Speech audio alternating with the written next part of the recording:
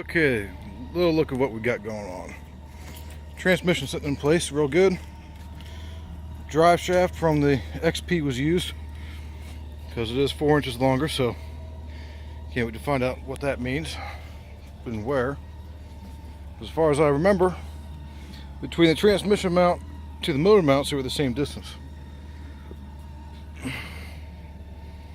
I mean, I just hope that means that the A-arms in the front gearbox are just pushed forward that much. I don't know. Alright, and actually looking up lining up the differential and all, I could easily fabricate myself some 2-inch forward A-arms and not be hurting myself. I'm using the factory bolt hole locations for the front gearbox, so don't know if that's going to come into a little bit of in the way a little bit. As far as fitment goes in the floorboard, basically right where everything needs to be. I got to add, yeah, this is where it used to screw to the frame on the where the frame used to kind of go in like that towards on the mid-size. So I got to add some sort of piece of steel there. Let's see. As far as this position goes, all I got to do is just cut this angle iron off, raise it up 1/2 inch and weld it back on, and that will have the steering wheel, the dashboard, and all that in the right position within about 1/4 inch. Kind of hard to tell by measuring, yeah, because where it was mounted here, square tube there, spacing between, I mean, this is already off by however much, and this could be off by a little bit or a little bit less, who knows. Alright, now on to the frame damage on this one here.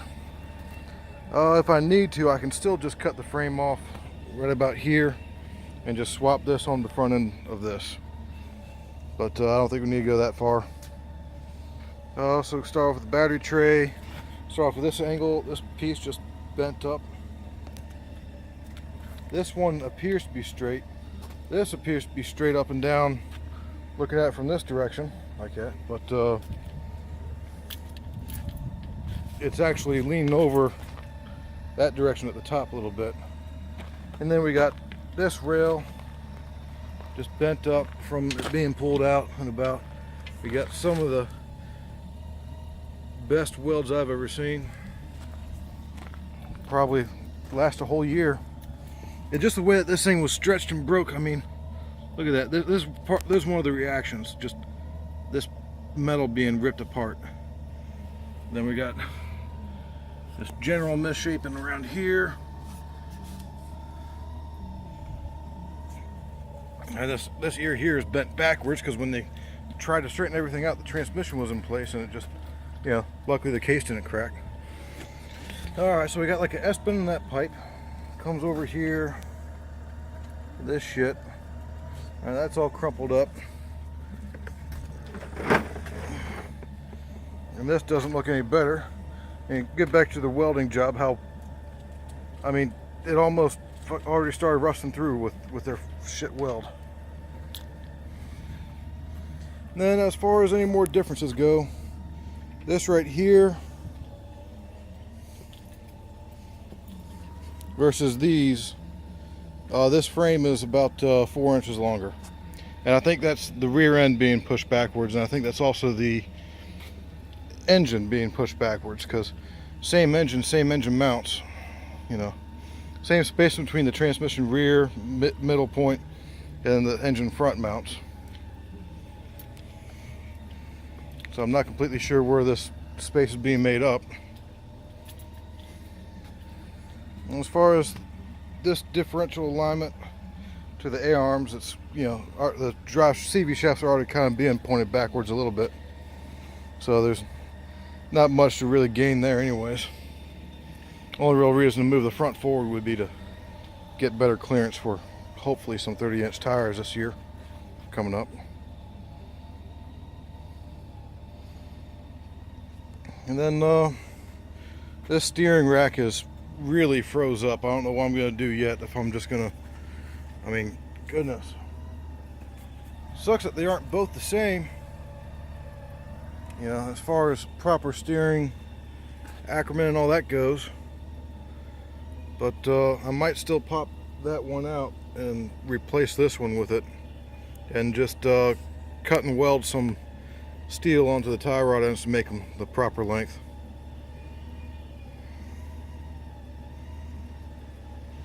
Because this takes some force even with no weight on it to turn.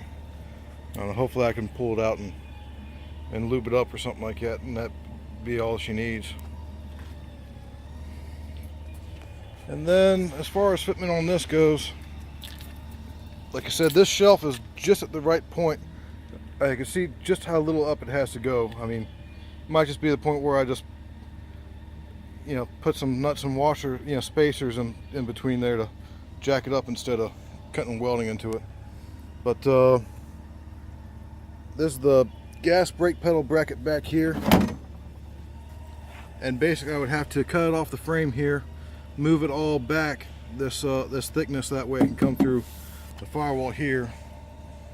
That, or get the throttle pedal off of that one and weld it onto this right in position so it lines up. So I got the stock throttle, brake pedal sticks through the plastic up there, and I gotta find out where this bracket would have to match up here at, because as far as the height goes, so basically like what, 2 inches by 6, so 2 inches up here, 6 inches forward. I would probably have to notch this out to be able to fit the damn thing in, and I could use that as a notch out because that has both sides to it and all. But we'll play with it, get it right. And here's all the parts exploded out outside. One of these days I'll learn how to hold a camera.